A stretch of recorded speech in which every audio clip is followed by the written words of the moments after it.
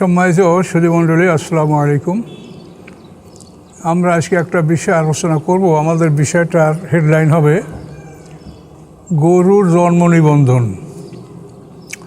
তো এই হেডিংয়ে কথা বলার আমি বর্তমান প্রেক্ষাপটে খুবই জরুরি মনে করছি বলে বলবো। আমি তো সাধারণত ডান বামে ঢুকি না, তবে মাঝে মাঝে খুব জরুরি মনে হলে একটু ঢুকি। তো বিষয়টা হচ্ছে যে বর্তমানে পশ্চিমবঙ্গ সরকার যে কোরবানির উপরে যে নিষেধাজ্ঞাটা একটা কৌশলগতভাবে করেছেন, এইটা আমি তাদেরকে একটু রিভিউ করতে বলবো।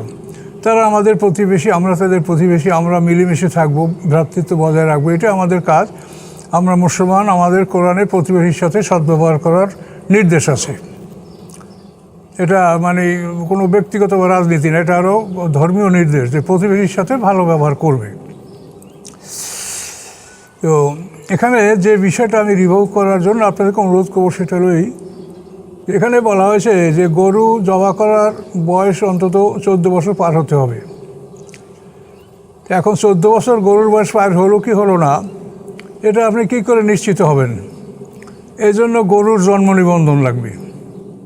আপনি জন্ম নিবন্ধন ছাড়া এটা যদি আপনি পক্ষ এবং বিপক্ষ এটা তর্কে লিপ্ত হয়, তাহলে কেউ আর সমাধানে বুঝতে পারবে না। ও বলবে এটার বয়স 14, ও বলবে না এটা 10। কাজে এই জন্য 14 বছর বয়স নির্ণয় করতে হলে গরুর জন্য নিবন্ধন মানে জন্ম নিবন্ধন এটা করতে হবে। যেরকম মানুষের জন্য সারা দেশব্যাপী জন্ম নিবন্ধনের ব্যবস্থা আছে, অফিস আছে, কার্যালয় আছে, সেভাবেই গরুর জন্য এরকম সারা ভারতবর্ষে গরুর জন্ম নিবন্ধন অফিস এটা থাকতে হবে। এবং সেই অফিসের মাধ্যমে গরুর বয়স পরীক্ষা করা হবে।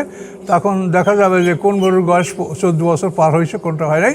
তাহলে আপনার এই বিষয়ে আর কোনো বিতর্ক থাকবে না, এটা আপনার তর্কের ঊর্ধ্বে থাকবেন। তা নাহলে যে বিষয়টা আপনি বললেন, এটা তো একটা অত্যন্ত জটিল বিষয়।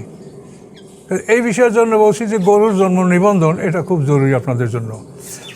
2 নম্বরে আপনারা বলেছেন যে 14 বছরের কম বয়সীও গরু করা যাবে এই শর্তে যে গরু যদি চিররাগা হয়, অসুস্থ হয়, কার্য অক্ষম হয়, কাজ করতে পারে না, গাড়ি টানতে পারে না, লাঙল টানতে পারে না, তাহলে সেক্ষেত্রে ওই গরু জবাই করা যাবে। তো এখানে আমার একটা কথা হচ্ছে যে আমরা মানুষ সৃষ্টির সেরা জীব, ধর্ম বর্ণের ঊর্ধ্বেই আমরা সৃষ্ট জীব। এটা কোনো ধর্মের উপরে ভিত্তি করে নয়, ধর্ম বর্ণ নির্বিশেষে মানুষ আমরা শ্রেষ্ঠ জীব।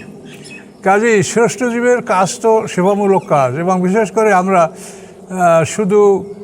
শুধু মানব সেবা না, সমস্ত প্রাণীকুলের সেবা হলো আমাদের উপরে দায়িত্ব অর্পণ করা হয়েছে। এই জন্য সারা পৃথিবীর সুখ সুবিধা আমাদেরকে দান করা হয়েছে যে আমরা সারা পৃথিবীতে এই সেবামূলক কাজ, এই দায়িত্ব আমরা পালন করব। এই জন্য তো এখন মনে করেন আমি একটা গরু পুষি, পশু পুষি, ছাগল ভেড়া পুষি, মহিষ পুষি। এখন এগুলো যদি অসুস্থ হয়, তাহলে মানুষ হিসেবে আমাদের কর্তব্য কী? যে সেইটাকে জবেখানা নিয়ে, কসাইখানা নিয়ে সেটাকে বধ করা, জবে করা, না সেটার চিকিৎসা করা? মানবতা কী বলে? তো মানবতার দৃষ্টিতে আপনি ধর্মবর্ণের ঊর্ধ্বে থেকে মানবতার দৃষ্টি যদি আপনি দেখেন, তা আপনি অবশ্যই বলবেন যে একটা পশু আমাদের গৃহপালিত, সে আমাদের আশ্রয় থাকে, আমাদের দুধ দেয়, আমাদের পরিশ্রম করে, আমাদের সব কিছু করে। কাজে এই পশুটা অসুস্থ হয়েছে, তার চিকিৎসা আমাদের দরকার, এটা মানবিক দিক থেকে আপনি বলবেন। এখন যে চিকিৎসার জন্য মানে আপনি মানবিক দিক থেকে আপনার একটা কম্পালশন, বাধ্যবাধকতা, যেটা আপনি চিকিৎসা করবেন, সেইটাকে আপনি বলেন যে না, এটাকে জবাইখানা নিয়ে যাও। তো এটা কীভাবে আপনি এটা বললেন? এটা অমানবিক একটা বিষয়। কাজে এটা আমি রিভিউ করতে বলছি। এরপর আমি তৃতীয় কথাটা এই বলছি যে কোরবানিটা এটা শুধু একটা গোশতকার অনুষ্ঠান না, এটা হলো একটা ধর্মীয় আচার। এখানে হলো আল্লাহ যেটা বলেছেন, আল্লাহ রাসূল বলেছেন যে সুন্দর পশু তোমরা, পছন্দনীয় মনোরম সুন্দর পশু তোমরা জবাই করবে। কাজে আমাদের শরীয়তে বলা আছে ওলা বেল আজফায় ওলা বেল আরজায়, মানে যে গরুটা মানে দুবলা ল্যাংরা, মানে যে গরুটা অতি দুর্বল এবং যে গরুটা বিকলাঙ্গ, এই ধরনের গরু দ্বারা কোরবানি হবে না। তাহলে আপনারা কোরবানির জন্য আধা মারা গরু সাব্যস্ত করছেন, 14 বছর উপরে গরু সাব্যস্ত করছেন, এটা একটা প্রহসন ছাড়া কিছু হয় নাই। এই সমস্ত বস্তু দ্বারা কোরবানি হয় না। আর মুসলমানদের এমন জরুরি কিছু না যেটা অসম্ভব হইলেও কোরবানি করতেই হবে, না। তারা বাধা দিয়েছে, তারা সংখ্যাগরিষ্ঠ, আপনারা করবেন না, তারা এর হিসাব তারা দেওয়ার জন্য বাধ্য থাকবে। দুনিয়ায় তো কোর্ট কাছারি শেষ না, এই কোর্ট কাছারিতে আইন আদালতের সামনেও আছে, সেটা আপনি বিশেষ করেন কি না করেন এটা নিশ্চিতভাবেই আছে। যারা এখন বিচারক তারাও বিচারের সম্মুখীন হবেন সবাই, এটা নিশ্চিত, আপনারা বিশ্বাস করেন কি নাই করেন।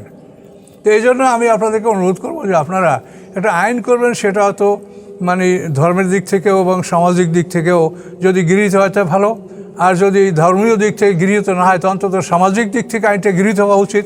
কিন্তু আপনাদের এই আইনটা না ধর্মের দিক থেকে গ্রহণযোগ্য, না সামাজিক দিক থেকে গ্রহণযোগ্য। কাজে এইটা বলছি এই জন্য যে এটা আপনাদের রিভিউ করা উচিত। আমি মানুষ হিসাবে, আমি মানবতার দায়িত্ব পালন হিসেবে এই কথাগুলো আপনাদেরকে বলছি। আসসালামু আলাইকুম।